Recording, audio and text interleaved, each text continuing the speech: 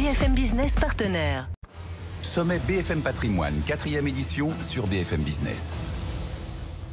Le 21 juin prochain se tient donc le 4e sommet BFM Patrimoine au Carrousel du Louvre à Paris. Un rendez-vous dont on vous parle donc régulièrement sur cette antenne. Et comme à chaque édition, nos partenaires nous accompagnent tous les jours qui précèdent l'événement. Aujourd'hui, nous sommes en duplex avec David Charlet. Bonjour David Charlet. Bonjour. Vous êtes président d'Anacofi pour parler du programme de ce sommet, de ces enjeux aussi dans le contexte actuel. Tout d'abord, petite présentation d'Anacofi. Qu'est-ce que ça représente? Dites-nous.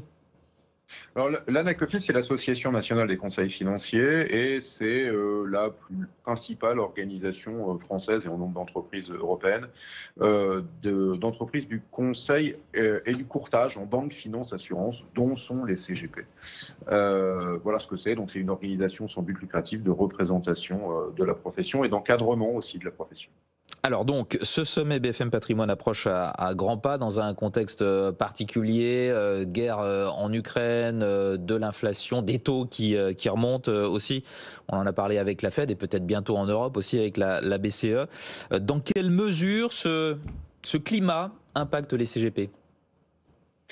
Il les impacte forcément puisque ce sont des professionnels de l'accompagnement. Donc, dès lors que leur clientèle se demande ce qu'elle doit faire et ce que va être l'avenir, ou qu'on a de la volatilité, on a mécaniquement une espèce de surdemande des clients, d'appétence pour la partie conseil de la prestation du CGP, ce qui fait qu'on a déjà un impact en termes de volumétrie de la demande par leurs clients d'origine. Et puis derrière, ça impacte à peu près toutes les typologies de produits qu'ils peuvent proposer, pas forcément les services et les montages, mais en tout cas les produits qu'eux peuvent proposer à leurs clients. Donc ça les impacte assez fortement, peut-être plus fortement et plus violemment que le Covid au départ de la crise Covid ne l'avait fait. Donc plus de questions, de demandes d'explications, de conseils de la part de leurs clients. Leurs clients, ils sont quoi? Ils sont inquiets en ce moment? Quelle est un petit peu l'ambiance?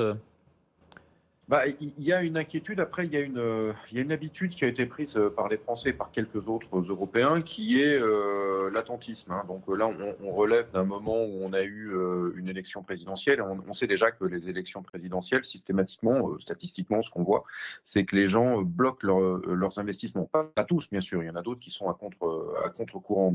Mais en masse, ça marche pas mal. Vous avez tous vu depuis des années que le Covid, les gens ont stocké sur leur compte et qu'on avait même déjà ce phénomène avant. Donc, c'est vrai que pour certains, ça va amplifier ça. Mais pour tous ceux qui sont investis ou ceux qui souhaitent investir, oui, beaucoup plus d'inquiétude. Je ne sais pas si on peut appeler ça de l'inquiétude chez tous, mais quand même, ça y ressemble un peu. Et encore une fois, je le dis, ça semble y ressembler pratiquement plus que ce qu'on avait vécu au moment du Covid, ce qui est assez étonnant. Et les CGP nous remontent dans leur fédération qu'ils ont beaucoup à travailler, peut-être plus qu'ils ne s'y attendaient même. Ceci dit, la crise ukrainienne a été soudaine et ses répercussions ont été assez soudaines. Comment est-ce que les CGP font face au retour de l'inflation? Comment est-ce qu'ils intègrent ça dans leur conseil à leurs clients, dans leur offre? La question, c'est de savoir si on est sur quelque chose qui va être durable ou pas durable, conjoncturel ou structurel. Donc, selon les paris qu'ils font et selon qu'ils traitent des investissements plus ou moins longs, ils ne vont pas forcément le faire de la même manière. En soi, intégrer de l'inflation à l'intérieur des placements de ces clients, c'est pas très compliqué. Ça le devient un peu quand ils veulent justement être attentistes et poser leur argent sur des comptes qui ne rapportent rien, parce que dans ce cas-là, l'érosion, elle a lieu et on ne peut pas y faire grand-chose. Mais vous voyez, par exemple, la question se pose assez fortement de faire avec ses clients des investissements immobiliers ou d'investir sur des contrats en unité de compte au moment où les marchés sont perturbés aussi du fait de tout ce qui se passe en Ukraine, en tout cas pour les marchés occidentaux.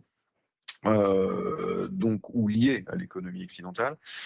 Donc là, on a des vraies réflexions qui sont pratiquement... On est sur quelque chose qui doit être vraiment personnalisé en fonction d'une volonté et d'une tolérance du client. Bien entendu, ce serait le moment de faire de l'unité de compte, de faire de son métier d'allocataire d'actifs quand on est un CGP correctement formé. C'est le moment aussi de travailler l'immobilier qui peut encore se travailler, mais qui ne se travaille plus de façon aussi simple qu'avant. Maintenant, si on considère que c'est sur un temps long, qu'on est parti sur un temps long, alors il y a tout un tas d'autres choses qui redeviennent intéressantes. Et on pourrait même, on réentend, on pourrait même parlait ce fameux fonds euro qui avait plus tout à fait le vent en poupe, mais qui, si on se met à acheter durablement du papier avec des taux plus élevés, à un moment ou à un autre, va ressortir des rendements, on pourrait ressortir des rendements plus intéressants. Et là, on n'est pas sur un traitement court terme. Ceci dit, on a aussi un autre phénomène très simple, c'est une sorte de flight to quality, c'est-à-dire des clients qui, dans cet univers-là, et ça correspond tout à fait à ce qu'ils font en laissant de l'argent sur leur compte courant, vont venir chercher avec leur CGP les solutions qui ne cherchent paradoxalement plus à rapporter beaucoup, mais dans lesquelles ils ont moins de risques. Et ça se couple assez bien avec ce qu'on vient de dire autour de la crise en Ukraine. David Charlet, il y a cette réforme dite du courtage qui est devenue réalité le 1er avril dernier. Elle a pour vocation à mieux protéger le consommateur et à obliger les entreprises à rejoindre vos associations. Est-ce que vous pouvez nous en dire un peu plus ? Oui, il y avait deux pans dans cette réforme. La première, c'est la réforme du démarchage téléphonique, c'est-à-dire éviter qu'il y ait des démarchages abusifs et un peu trop agressifs des consommateurs. Ça, c'est le premier pan. Puis il y a le deuxième pan qui est le plus important, en tout cas pour nos entreprises et à mon avis en termes d'effet global, qui est d'obliger les entreprises du courtage à rejoindre des associations. Ceux qui disposaient du statut de conseiller en investissement financier l'avaient déjà fait. Mais on parle quand même de quelque chose qui est limite x10 par rapport aux entreprises du conseil en investissement financier. On va avoir à accompagner ces entreprises et à veiller à la stricte application de lois qui étaient déjà pour certaines imposées depuis 2016 ou depuis 2018, mais que la volumétrie de ces entreprises empêchait de surveiller correctement. C'était ça l'une des idées. Et puis, ces entreprises avaient une grande difficulté à trouver un certain nombre de services qui sont au bénéfice du consommateur. Alors, on peut en citer deux, mais on pourrait en citer beaucoup d'autres. On peut citer les assurances professionnelles et les garanties financières, et puis on peut citer le médiateur de la consommation, ça dit bien ce que c'est. Sauf que trouver un médiateur de la consommation quand on est une entreprise toute seule, c'est compliqué, alors que toutes les fédérations professionnelles savaient en trouver. Voilà. Et puis, il y avait cet accompagnement en matière de formation continue des professionnels qui était bien assuré dans les associations pour ceux qui étaient déjà. Et on savait, de par des sondages de la CPR, que ce n'est pas forcément le cas en dehors. Or, c'est aussi une obligation légale. Ce n'est pas seulement du qualitatif sur option, c'est une obligation parfaitement légale. Donc, on pousse toutes les entreprises.